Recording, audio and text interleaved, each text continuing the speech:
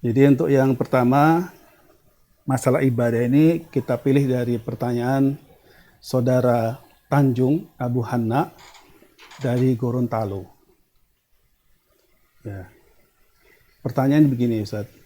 Saya mau tanya Ustaz, hukum menginformasikan atau menyebarkan pamflet sholat gerhana. Ini saya tambahkan begini Ustaz. Biasanya kalau ikhwan itu akan ada pengumuman dari BMKG dan misalnya tentang nanti akan terjadi gerhana misalkan tanggal sekian, diberikan seperti itu. Nah, ikhwan-ikhwan atau kadang pengurus masjid dan seluruhnya itu mulai mengumumkan paling minimal sehari sebelum hari H atau bisa jadi beberapa hari sebelum hari H.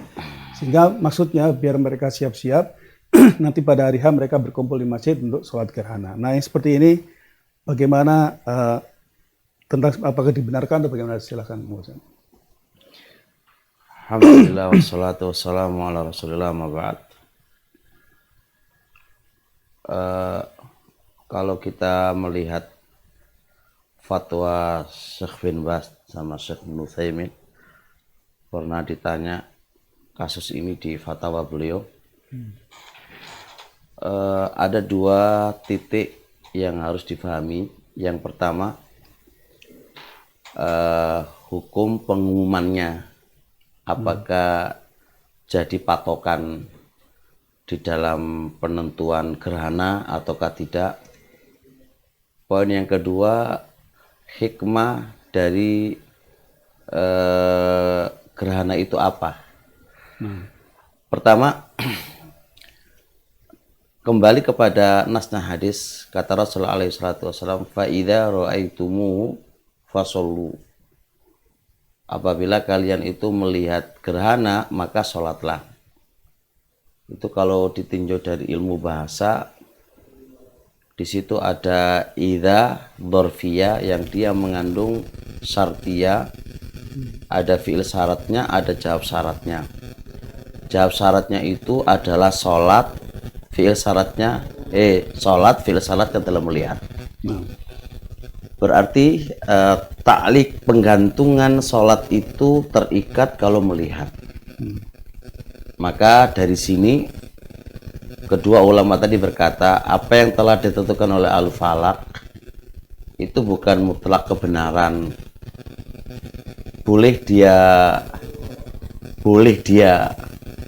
mengkira-kirakan, akan tetapi yang menjadi acuan hukum adalah melihat. Nah, kesalahan sebagian kita itu tidak melihat, tapi itu menjadi acuan. Dan itu sebuah kesalahan, kata beliau.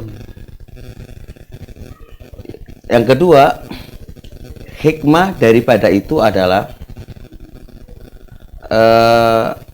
ketika terjadi gerhana, Nabi Yuna alaihi salatu wassalam itu amat ata musri'an ilal masjid, datang ke masjid dalam keadaan cepat-cepat. Fafazi'u, membuat takut mereka. Menarik hikmah daripada itu, ketika sesuatu itu terjadi gerhana dengan secara tiba-tiba tanpa ada pemberitahuan lebih dahulu, maka hikmah itu terwujud kepada keadaan yang demikian itu. Langsung takut, kenapa berubah, jangan-jangan hari kiamat, kan begitu. Tapi ketika ada pemberitahuan dulu, alah, nggak terjadi apa-apa.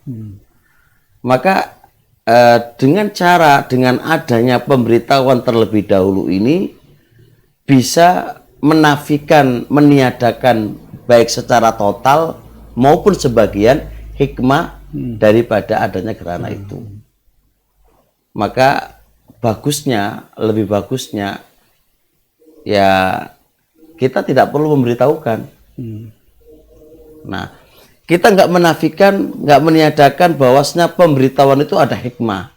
Hikmah biar orang-orang tahu gitu kan.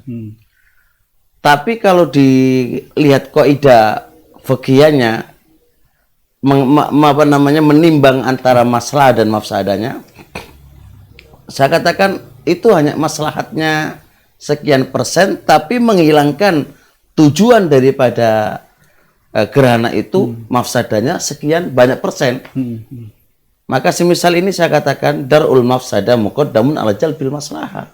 Menolak mafsadah itu lebih diutamakan daripada mendatangkan kemaslahatannya. Maka ya saya bilang menimbang dari ucapan dua imam tadi, Syekh Ibnu Utsaimin dan Syekh bin Baz, bagusnya tidak perlu itu.